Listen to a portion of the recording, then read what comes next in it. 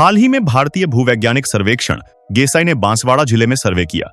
यहां गोपीनाथपुरा, भागपुरा और सैलाना इलाकों में वैज्ञानिकों ने जमीन की परतों में ड्रिलिंग की और जब उन ड्रिलिंग मशीनों के सैंपल लैब में पहुंचे तो वैज्ञानिकों के चेहरों पर चमक आ गई, क्योंकि मिट्टी और चट्टानों में मौजूद था असली गोल्ड ओरे यानी स्वर्ण अयस्क। शुरुआती रिपोर्ट में जो बात सामने आई उसने सबको हैरान कर दिया। यह कोई मामूली भंडार नहीं, बल्कि बड़ा और उच्च गुणवत्ता वाला सोने का स्रोत है।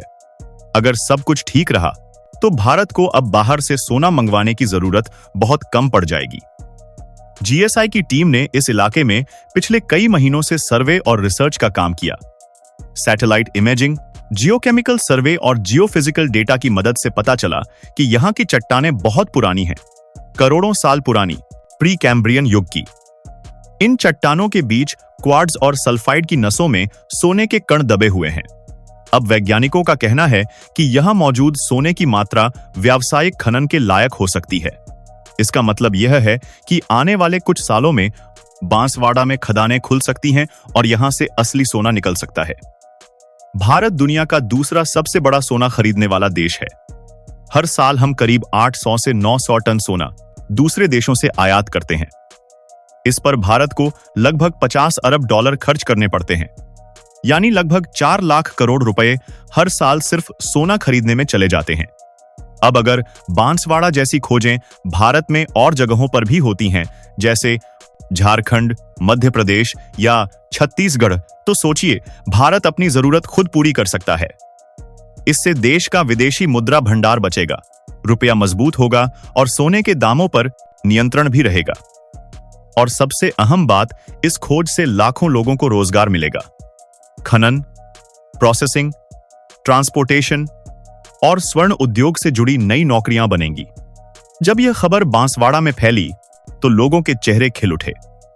किसान, मजदूर, व्यापारी, सबके बीच एक ही चर्चा थी, अब बांसवाड़ा का भविष्य सुनहरा है। कई बुजुर्गों ने बताया कि पहले भी यहां की मिट्टी से चमकदार पत्थर निकलते थे, लेकिन किसी ने उस पर ध्यान नहीं दिया। अब जब वैज्ञानिकों ने इसकी पुष्टि की है तो लोगों में यकीन और बढ़ गया है। यहां के युवा अब इस उम्मीद में हैं कि जब खनन शुरू होगा तो इलाके में विकास तेज होगा। सड़कें, स्कूल, अस्पताल, सब कुछ सुधरेगा। यानी बांसवाड़ा सिर्फ झीलों का शहर नहीं, बल्कि मिनी कोलार गोल्ड फील्ड बन सकता है। केंद्रीय खान मंत्रालय ने इस खोज को महत्वपूर्ण उपलब्धि बताया है। अब यह डिटेल्ड एक्सप्लोरेशन शुरू होगा, जिसमें मिट्टी और चट्टानों के और गहरे सैंपल लिए जाएंगे। अगर रिपोर्ट में सोने की मात्रा व्यावसायिक खनन के लायक मिली तो सरकार इसे नीलामी प्रक्रिया के जरिए किसी कंपनी को सौंपेगी। राजस्थान सरकार ने भी संकेत दिए हैं कि अगर सब कुछ योजना के अनुसार चला तो 2-3 सालों में यहां से सोने का खनन शुरू हो सकता है। लेकिन सरकार इस बार सिर्फ खनन नहीं, बल्कि सस्टेनेबल माइनिंग की बात कर रही है। मतलब ऐसा खनन जो पर्यावरण को नुकसान न पहुंचाए। जल स्रोत, जंगल और स्थानीय पारिस्थितिकी को बचाते हुए विकास करना ही असली लक्ष्य होगा। कभी भारत को सोने की चिड़िया कहा जाता था। कर्नाटक की कोलार गोल्ड फील्ड्स इसका प्रमाण थीं, जहां से सालों तक सोना निकाला गया। लेकिन अब वो खदानें बंद हो चुकी हैं। बांसवाड़ा की खोज ने उस इतिहास को फिर से जगा दिया है। अब मध्य प्रदेश, झारखंड और छत्तीसगढ़ में भी नए सोने के भंडार मिल रहे हैं। ये संकेत हैं कि भारत की धरती अभी भी सोने से भरपूर है, बस उसे सही तकनीक से खोजने की जरूरत है। आज बांसवाड़ा की पहचान उसकी झीलों, मंदिरों और हरियाली से है, लेकिन आने वाले सालों में यह पहचान बदल सकती है। यहां के लोग अब इसे सोने की धरती कहने लगे हैं। स्थानीय युवाओं का कहना है कि अगर सरकार सही दिशा में कदम उठाए तो ये इलाका राजस्थान के सबसे समृद्ध जिलों में शामिल हो सकता है। छोटे उद्योग, ज्वेलरी निर्माण यूनिट और टूरिज्म सबका विकास हो सकता है।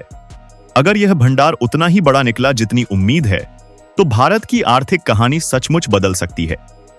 जब देश के पास खुद का सोना होगा तो आयात कम होगा, विदेशी मुद्रा बचेगी और देश का आत्मविश्वास बढ़ेगा। यह खोज सिर्फ बांसवाड़ा या राजस्थान की नहीं, बल्कि पूरे भारत की उम्मीद है। धरती के नीचे छिपा यह खजाना हमें याद दिलाता है कि भारत की मिट्टी में सिर्फ इतिहास नहीं, बल्कि भविष्य भी दफन है। और शायद आने वाले सालों में बच्चे किताबों में पढ़ेंगे, जब बांसवाड़ा की धरती ने सोना उगला, तब भारत फिर से सोने की चिड़िया बना।